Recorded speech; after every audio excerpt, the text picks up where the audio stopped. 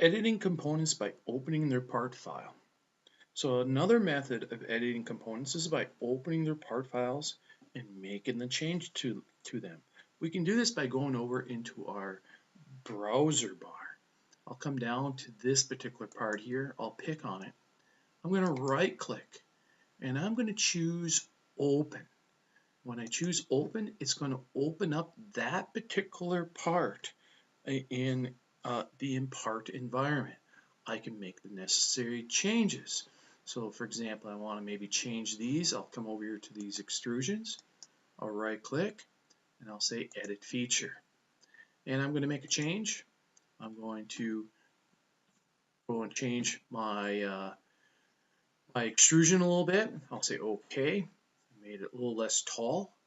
And now that I've made my changes, I can go up and hit the save button. So I make the save button here and I hit that save button, and now I want to close my drawing. So at this point, I can go up and go into my file, and I can go to close. I can just say close the active file.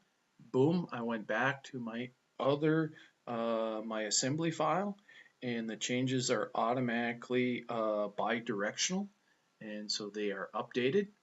And so we can edit components by opening their individual part files. And again, we do that by going to the part file, right-clicking, and saying open. And then we go in and make those changes and hit save and then close that file in the file menu. So this is editing components by opening their part files.